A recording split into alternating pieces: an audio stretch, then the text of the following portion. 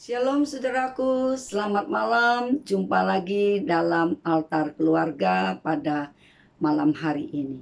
Apapun kondisinya kita, mari kita belajar mengucap syukur dan tetap percaya bahwa Tuhan yang kita sembah adalah Tuhan yang baik. Mari kita berdoa terlebih dahulu, mohon pimpinan Tuhan. Tuhan, kami bersyukur kepadamu pada malam hari ini Engkau boleh memimpin acara altar keluarga kami. Kiranya Engkau menyertai dari awal, pertengahan sampai pada akhirnya. Dan kami rindu melalui persekutuan kami di malam hari ini ada kekuatan yang Tuhan berikan kepada kami. Di dalam nama Yesus kami berdoa dan merenungi firman-Mu. Amin. Kita baca satu bagian firman Tuhan yang diambil dari Ayub pasal 42 ayat yang ke-10 sampai dengan ayat yang ke-17. Demikian firman Tuhan katakan, lalu Tuhan memulihkan keadaan Ayub setelah ia meminta doa untuk sahabat-sahabatnya, dan Tuhan memberikan kepada Ayub 2 kali lipat dari segala kepunyaannya dahulu. Kemudian datanglah kepadanya semua saudaranya laki-laki dan perempuan dan semua kenalannya yang lama, dan makan bersama-sama dengan dia di rumahnya. Mereka menyatakan turut berduka cita dan menghibur dia oleh karena segala malapetaka yang telah ditimpakan Tuhan kepadanya. Dan mereka masing-masing memberi dia uang, 1 kesita dan sebuah cincin emas. Tuhan memberkati Ayub dalam hidupnya yang selanjutnya lebih daripada dalam hidupnya yang dahulu. Ia mendapat 14.000 ekor kambing domba dan 6.000 unta, 1.000 pasang lembu dan 1.000 ekor keledai betina. Ia juga mendapat 7 orang anak laki-laki dan 3 orang anak perempuan. Dan anak perempuan yang pertama diberinya nama Yemimah, yang kedua Kesia, dan yang ketiga Keren Hapuk. Di seluruh negeri tidak terdapat perempuan yang secantik anak-anak Ayub, dan mereka diberi ayahnya milik pusaka di tengah-tengah saudara-saudaranya laki-laki. Sesudah itu Ayub masih hidup 140 tahun lamanya. Ia melihat anak-anaknya dan cucu-cucunya sampai keturunan yang keempat. Maka matilah Ayub tua dan lanjut umur. Sedemikian jauh pembacaan firman Tuhan. Yang berbahagia adalah orang yang membaca dan merenungkan firman dan mengamalkan firman itu di dalam kehidupan sehari-hari. Saudara-saudaraku, pada malam hari ini kita merenungkan satu tema yang berkata, bersama dengan Tuhan kulewati semua. Di tengah-tengah banyaknya pergumulan kita, di tengah-tengah adanya berita-berita yang tidak nyaman, ya, yang sakit, yang meninggal, dan banyak pergumulan yang ada, dan juga ada yang mengalami jobless dan berbagai macam pergumulan yang ada. Bagaimana kita menyikapi pergumulan-pergumulan yang Tuhan izinkan terjadi di dalam kehidupan kita? Ada satu tokoh yang dapat kita pelajari pada malam hari ini adalah Ayub. Bagaimana Ayub mengalami pergumulan yang cukup berat, ya, dalam satu saat atau dalam seketika ia kehilangan anaknya semua, 10-10-nya meninggal, ya, karena ada malapetaka yang terjadi. Kemudian seluruh hartanya juga hilang, ya, dirampok orang. Kemudian tidak hanya itu, dia juga mengalami sakit dari ujung kepala sampai pada ujung kakinya. Saudara, ini satu kondisi yang tidak mudah bagi Ayub, ya. Kalau kita saja mengalami satu peristiwa seperti sekarang adanya pandemi, ya, kita sudah merasakan situasi yang tidak nyaman. Apalagi Ayub ya, triple ya, mengalami satu permasalahan yang betul-betul bertubi-tubi. Harta hilang, anak hilang, sakit lagi ya. Ditambah lagi istrinya pun tidak mendukung ya. Dan ini menjadi satu situasi yang membuat Ayub merasa di dalam kesendirian ya. Istrinya tidak mendukung, bahkan mengatakan kalimat-kalimat yang menyakitkan ya.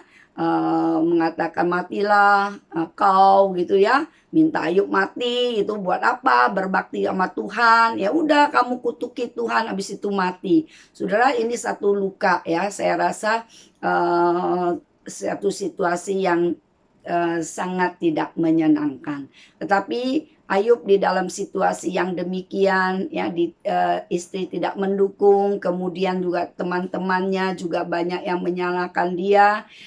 Satu hal yang saya lihat sikap Ayub dalam melewati masa yang sulit adalah dia tidak bersungut-sungut ya.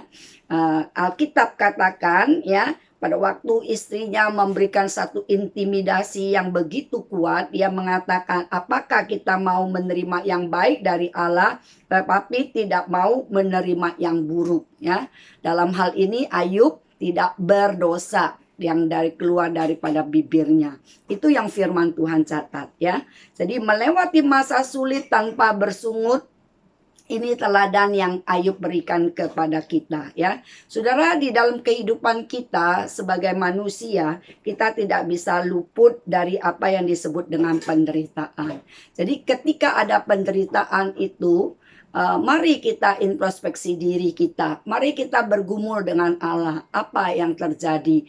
Apakah ini adalah karena dosa kita atau karena memang Tuhan izinkan terjadi di dalam kehidupan kita dalam rangka untuk membentuk atau untuk menolong agar iman kita itu naik kelas ya. Jadi waktu ada penderitaan, jangan kita cepat-cepat bersungut-sungut atau cepat-cepat marah, tetapi kita belajar mempertanyakan atau merefleksi mengapa ini terjadi, apa maksud Tuhan dari peristiwa-peristiwa atau kesulitan yang kita alami, tanpa bersungut-sungut, tapi kita sungguh belajar untuk bertanya kepada Tuhan ya, dalam rangka kita mengintrospeksi diri kita. Jika memang kita ada salah, ada dosa yang belum kita bereskan di hadapan Tuhan, sehingga adanya penderitaan itu datang menimpa kita, marilah kita minta pengampunan Tuhan.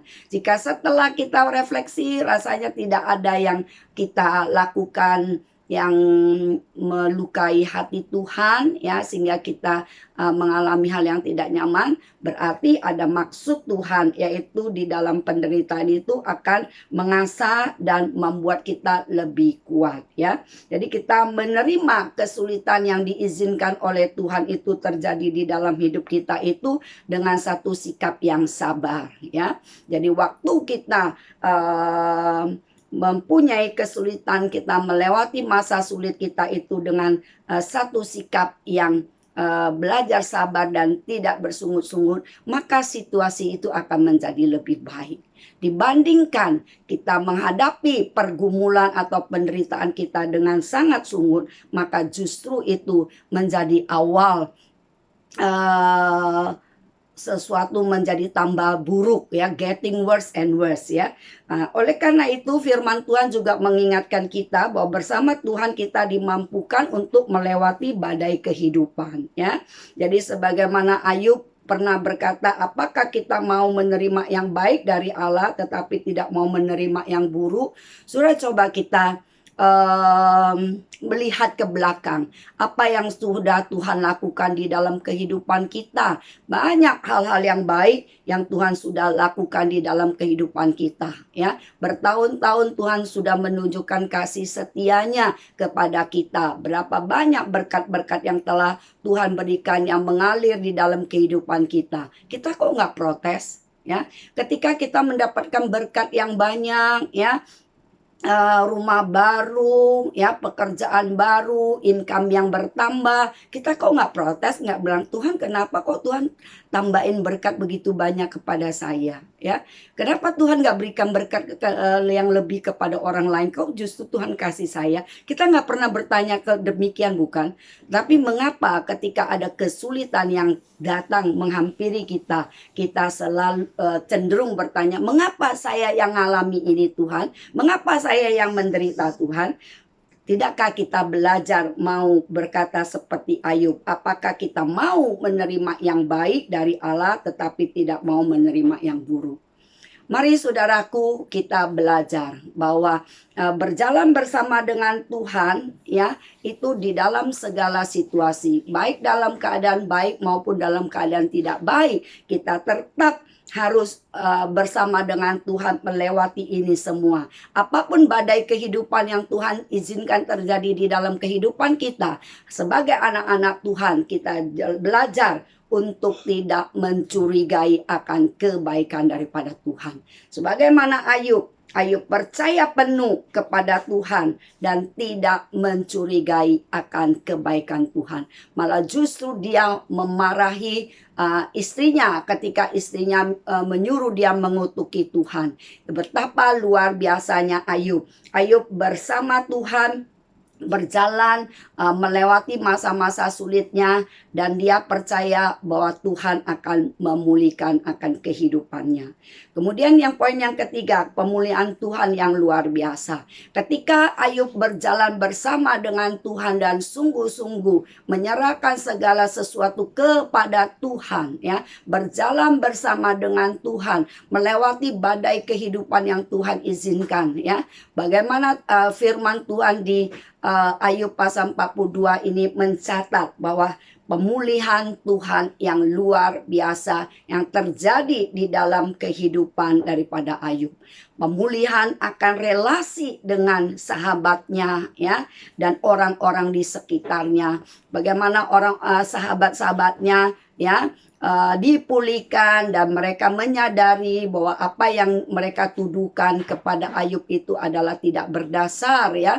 Kemudian mereka meminta Ayub untuk memohonkan doa pengampunan, ya, melalui pengorbanan, ya, berupa domba, ya, untuk dikorbankan, dan Tuhan menerima apa yang menjadi permintaan daripada Ayub untuk teman-temannya. Relasi mereka dipulihkan. Kemudian kita lihat, ya, bahwa teman-temannya dan relasi yang lain yang tadinya sebodoh amat terhadap Ayub, namun mereka kembali kepada Ayub, dan mereka punya relasi yang baik, bahkan mereka memberikan emas, ya, memberikan uang, ya. Ini menjadi sesuatu yang luar biasa, pemulihan daripada Tuhan, ya.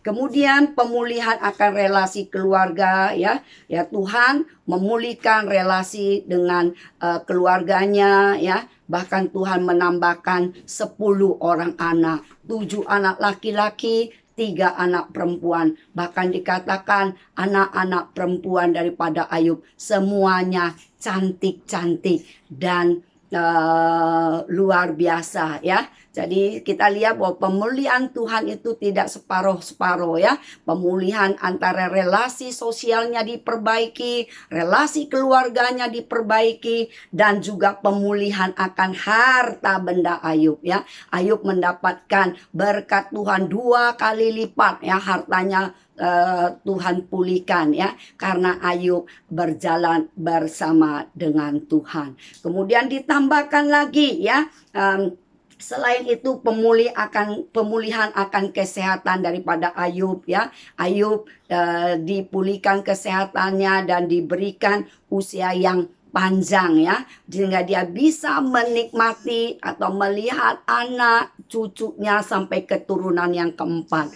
Luar biasa, saudaraku. Waktu Ayub betul-betul berjalan bersama dengan Tuhan ya, dia yakini bahwa Tuhan adalah Tuhan yang baik, Tuhan adalah Tuhan pemelihara yang sanggup melakukan segala perkara dengan sangat ajaib. Dia tidak menaruh curiga kepada Tuhan. Dia betul-betul hidup bersandar, berjalan bersama dengan Tuhan, dan Tuhan pulihkan. Bagaimana dengan keadaan daripada saudara-saudaraku? Saya tidak tahu apa yang menjadi pergumulan saudara saat ini. Mungkin saudara bergumul akan sakit penyakit. Mungkin saudara bergumul akan kehilangan daripada orang-orang yang saudara kasihi. Mungkin saudara kehilangan pekerjaan. Mungkin saudara sekarang punya beban ekonomi yang begitu berat. Saya mau katakan, mari datang kepada Tuhan. Minta pertolongan Tuhan. Tuhan akan nyatakan kuasa yang luar biasa di dalam kehidupan kita. Ketika kita mau sungguh-sungguh bersandar kepada Tuhan, kita mau katakan bahwa badai kehidupan yang datang, ya aku mampu lewati bersama dengan Tuhan. Tuhan mampukan aku untuk melewati ini semua karena Tuhan adalah Tuhan yang punya kedaulatan, dan Tuhan juga yang akan memberikan pemulihan secara luar biasa dalam kehidupan kita. Jadi saudaraku, mari kita bersandar kepada Tuhan. Apapun yang menjadi pergumulanmu saat ini, beritahu kepada Tuhan. Sampaikan kepada Tuhan. Jika engkau gak kuat sekalipun, engkau katakan kepada Tuhan, Tuhan aku gak kuat, Tuhan tolong saya. Jadi tidak ada kepura-puraan kita di hadapan Tuhan. Kita katakan secara jujur akan segala keberadaan kita. Maka Tuhan yang adalah Allah yang perkasa, Dia mengerti akan setiap pergumulan kita. Dia akan menolong kita. Mari kita berdoa. Tuhan, kami yang di sorga, kami bersyukur kepadamu bahwa firman-Mu mengingatkan kepada kami bahwa bersama Tuhan kami mampu untuk melewati semua. Saat ini ada badai kehidupan yang menerpa kami. Pandemi yang belum tahu kapan akan ada ujungnya. Kiranya Tuhan Engkau tolong kami agar kami dapat melewati masa-masa sulit ini hanya bergandengan tangan dengan Tuhan. Tuhan, saat ini ada di antara saudara-saudara kami yang kehilangan orang yang dikasihi. Kiranya Tuhan Engkau memberi kekuatan. Kiranya Tuhan Engkau memberikan penghiburan. Kami percaya bahwa Tuhan sajalah yang menjadi penolong. Tuhan sajalah yang menjadi penyedia akan kebutuhan hidup mereka.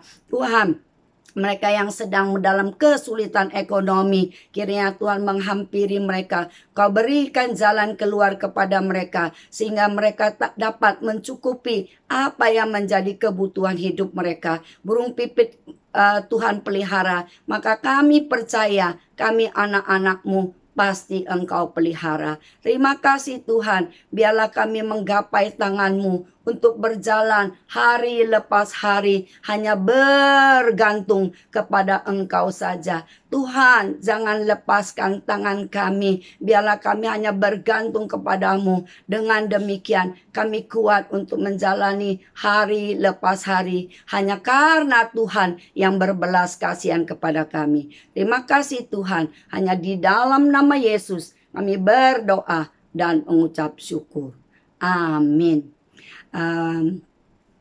Terima kasih. Tuhan boleh memberkati kita semua. Jika saudara tidak keberatan, agar setiap ada upload video yang baru, saudara boleh mendapatkannya oleh YouTube. Langsung diberitahukan kepada saudara bahwa ada video yang baru. Silakan untuk subscribe, karena dengan demikian saudara akan otomatis mendapatkan video yang baru ketika ada upload dari kami.